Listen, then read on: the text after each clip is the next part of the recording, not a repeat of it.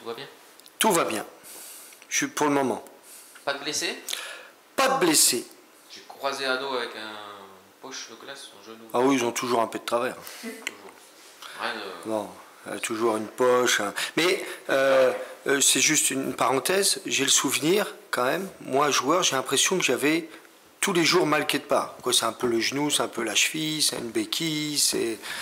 Donc voilà, c'est pas ça. C'est plutôt que ça va bien. Pas de suspendu? Pas de suspendu. On arrive, c'est une bonne performance. Avril avec tout l'effectif dispo. Pas de Covid? Pas de Covid. Donc tout baigne. Au niveau de l'effectif, je suis comblé. Sur le terrain aussi, hein, parce que là on va pas se mentir, hein, tous les chiffres donnent 100%, même 100% de possibilité d'être titré champion. Quel chiffre vous faites allusion? Quand on est après 31 journées... Ah oui, sur les statistiques passées. Ouais, Ce que je dis souvent, les statistiques, c'est la science du passé. Et malheureusement pour nous, on regarde le futur. Donc on espère que les statistiques, parce qu'on se rappelle le match de PSG-Barça quand ils avaient gagné 4-0, j'étais sûr qu'ils étaient montés. Parce que toutes les statistiques disaient que c'était 100%. Et puis là, ils se font la remontada. Donc on ne va pas trop se fier, en ce qui me concerne, aux chiffres du passé. Les chiffres du présent et du futur, c'est qu'on pense qu'à 72 points, c'est la barre qu'il faut pour monter en Ligue 2. Donc on a encore deux matchs à gagner, à aller chercher. Très bien. Comment on fait, coach, justement, quand on sait qu'on y est presque et qu'il reste un deuxième pied à mettre quel discours on peut tenir aux joueurs quand on sait qu'il faut 2 victoires sur les 7 derniers matchs? Qu'il faut vite, plus vite on aura ces 2 victoires-là, plus vite on pourra passer à d'autres objectifs et qu'on sera déjà soulagé d'avoir atteint notre objectif, parce que c'était bien sûr ce qui nous obsédait tous. Donc il faut vite essayer de les prendre le plus vite possible et ne pas retarder l'échéance. Est-ce que même dans une situation comme ça, il peut y avoir un doute à un moment, quand on est quasi sûr d'être champion, de se dire allez, on est presque arrivé, mais attention, il ne faut pas se prendre l'épée dans le tapis? Oui, c'est un peu ça, comme vous dites, presque arrivé, c'est qu'on n'y est pas encore, quoi. Et on a vu rare, mais en athlétisme ou des marathons, ils ont fait 42 bornes, puis ils s'écroulent, où ils tombent, ils se prennent les pieds dans le tapis à 20 mètres de l'arrivée, puis les autres leur passent devant. Donc non, il faut surtout qu'on soit concentré sur les matchs. Il y a des matchs, là on va voir Guingamp, un adversaire pas simple à jouer. Et il y a aussi l'aspect compétitif, et quand on met un pied sur le terrain, on a envie de le gagner. Justement, le seul truc danger pour le TFC, c'est sûrement le TFC lui-même. Les adversaires sont chiants quand même, aussi. En tout cas, vous devez lutter contre le relâchement, surtout après ce qu'on a annoncé comme le match de l'année au Stadium. Ça s'est fait, donc c'est dur, non, d'embrayer derrière mentalement? Non, parce qu'on a déjà, j'ai laissé 2 jours de repos pour bien couper, et puis pour bien se remémorer qu'on a 2 matchs à gagner et qu'il faut à tout prix maintenir le cap. D'accord. Alors ce qui est intéressant aussi, c'est samedi, c'est la 2e fois seulement finalement de la saison où le TFC l'emporte après avoir été mené. Oui. Ça prouve aussi qu'au niveau mental, au niveau capacité de réaction, il y a vraiment du répondant. Oui, ça c'est important, parce que même il y a 2 choses. À Auxerre, c'est important de rester calme dans une situation où à un moment donné il y a eu des expulsions, pénalty, et on a senti l'équipe très sereine avec beaucoup de self-control. Et on s'était préparé face au PRFC à un scénario comme ça, où on est mené et qu'il fallait qu'à tout prix qu'on maintienne le cap. Donc on sent les joueurs plutôt difficiles à déstabiliser. Alors Guingamp, vous en parliez à l'instant, donc on n'en parle justement pas trop dans ce championnat, alors que c'est une équipe qui ici avait posé des problèmes, puisqu'ils avaient tiré le nul. Tout à fait. Ils avaient en plus de ça, donc je trouve moi, déployé l'un des plus beaux jeux peut-être collectifs qu'on a vu ici chez l'adversaire. C'est une équipe qui frappe beaucoup au but, qui évolue depuis mi-janvier, je crois, en 3-4-3, qui propose des belles choses en sortant derrière. C'est assez sympathique comme équipe. C'est une équipe qui, je crois, sur les 9 derniers matchs, on n'a perdu qu'un seul. C'était à Sochaux. C'est pas simple de gagner à Sochaux. Et je crois qu'ils sont invaincus chez eux depuis le mois de novembre. Une fois que vous sortez ces 2 stats-là, vous voyez la valeur de l'équipe. Et nous, on se rappelle qu'à l'aller, moi, je les avais trouvés très bons. Et notamment avec un gros potentiel offensif. Donc on va se retrouver dans la même situation avec en plus un ancien pensionnaire de Ligue 1 qui va se faire un plaisir de tout faire pour battre le leader. Donc d'entrée, une fois que vous avez ces statistiques-là et le contexte, vous savez que ça va être un match compliqué. Et c'est là que s'il y a le moindre relâchement, on va payer cash, ça c'est sûr. On peut le sentir ce relâchement, coach, quand on a fait le plus dur, on va dire, avec l'enchaînement au Auxerre Paris FC qui s'est très bien passé.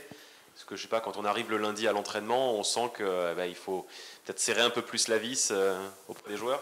Non, on rappelle quand même, on a fait un rappel même avant l'entraînement de pourquoi on était là, ce qu'on avait rappelé de quelques réunions qu'on a vues au début de saison sur la philosophie de travail, etc. Pour redonner le cadre, quoi. Parce que c'est ce cadre-là qui nous a permis de bien progresser.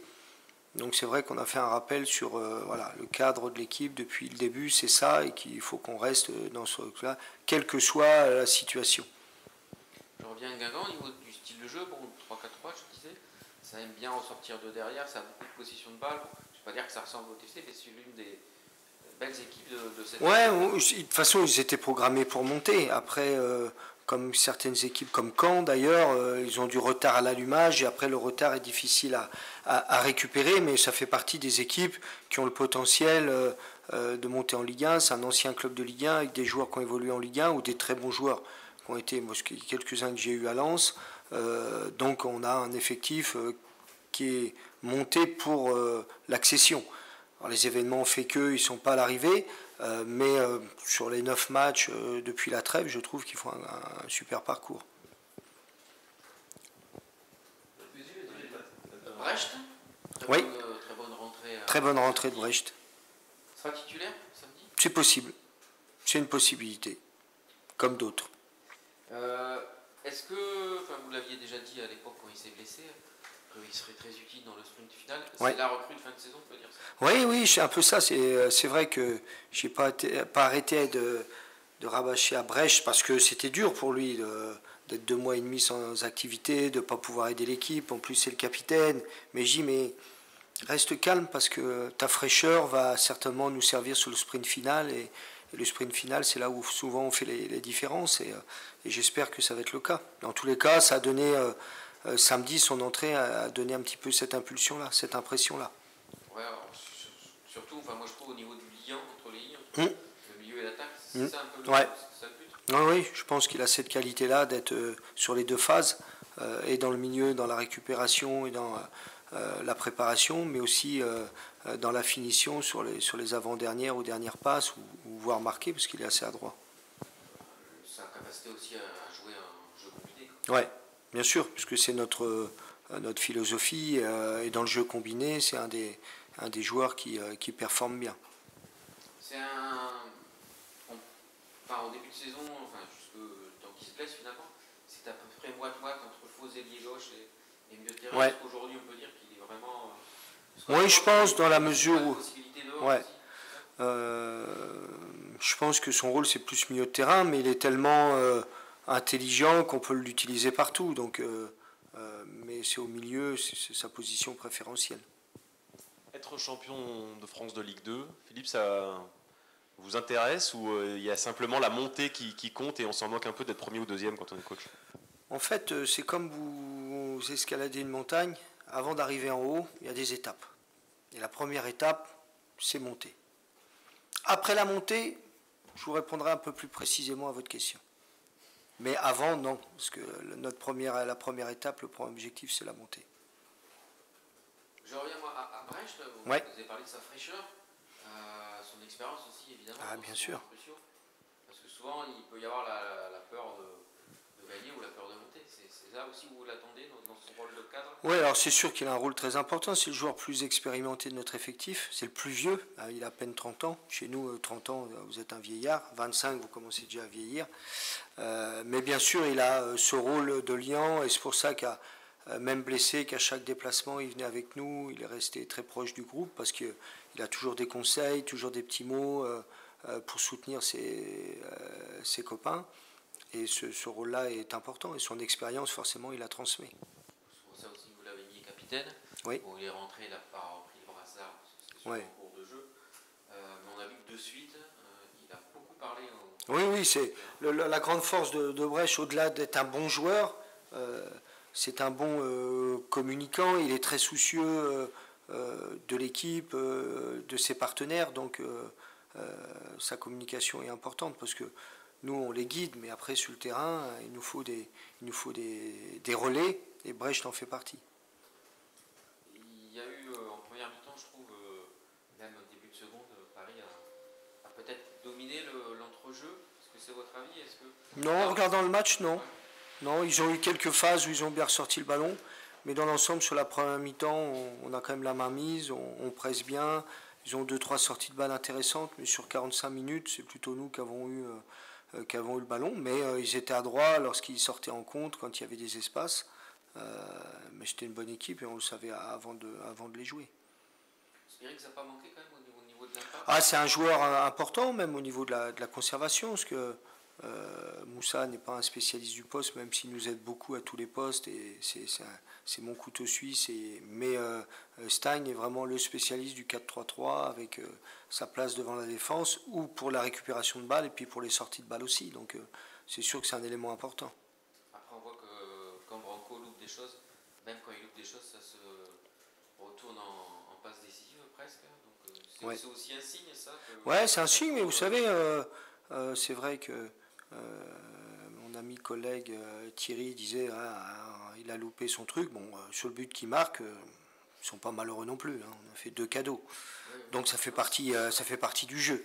Donc son tir n'était pas exécuté comme d'habitude, mais on a su l'optimiser et c'est important. Voilà. Mais en parlant des signes, bon, quand on voit le premier but et la première mi-temps, on se dit que les signes n'étaient pas en notre faveur. Ce qu'on a réussi à faire, c'est de les basculer en notre faveur. Je reviens, j'insiste un peu sur le milieu. Il y a beaucoup d'observateurs, de suiveurs qui disent que ce fameux trio de 4-3-3 contre Jeu Toulousain est le meilleur milieu de Ligue 2. Est-ce que c'est votre avis? C'est faux. Je préfère laisser parler les observateurs. Moi, je ne suis pas objectif, puisque c'est mes joueurs. Donc, je les trouve tous plus beaux, plus forts, plus intelligents que tout le monde. Donc, il faut mieux se fier aux observateurs. On va dire qu'on a un bon milieu de terrain quand même. Si ce n'est pas le meilleur, c'est un des meilleurs. En tout cas, au niveau de la complémentarité... Complémentarité et l'affinité. De langue déjà. Hein?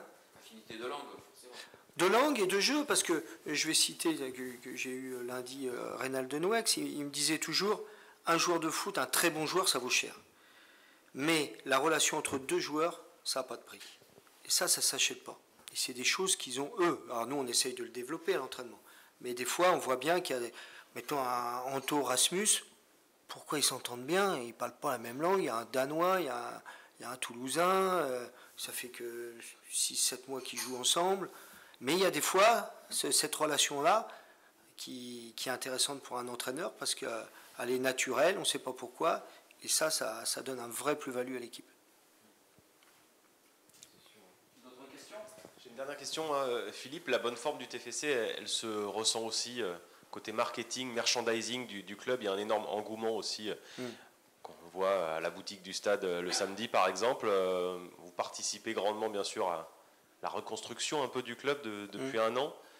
Ça fait quoi quand on est coach de savoir qu'on participe au retour en grâce un peu d'un club? Oui, forcément, on est content on sait très bien que si on est performant, si on gagne les matchs, si on joue bien, ça va aider nos copains du marketing, du merchandising, ça va ramener du monde et on voit bien, ça donne du bonheur aux Toulousains et à tous nos salariés. Donc d'être le déclencheur de ça, forcément, c'est appréciable. Et bien sûr, il ne faut pas qu'on s'écarte de l'essentiel de notre métier qui est d'abord bien s'entraîner et puis bien jouer pour gagner les matchs. Je reviens au match. N'Changama, il fait du mal à l'aller ici. C'est un bon joueur. L'un des meilleurs milieux aussi de Ligue 2. Il risque d'y avoir un match dans le match. N'Changama-Branco, c'est aussi l'un des axes. Ouais, mais alors c'est 2 joueurs qui sont très influents dans l'animation offensive de leur équipe. Mais les 2 équipes ne se résument pas qu'à ça. C'est-à-dire qu'il y a d'autres qualités quand même à Guingamp, notamment un beau potentiel offensif, des joueurs de couloir qui sont très percutants. Voilà. Donc c'est vrai qu'Nchangama est le chef d'orchestre et un joueur, mais les autres ne sont pas à négliger. Vous avez votre 11 là déjà peut-être? Ah oui. Il peut y avoir quand même, là que tout le monde est dispo, il peut y avoir le duel Jacques Tessier là derrière. Au milieu,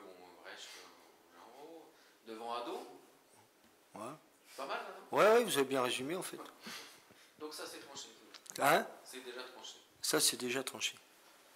Puis après, il y a les impondérables du dernier moment.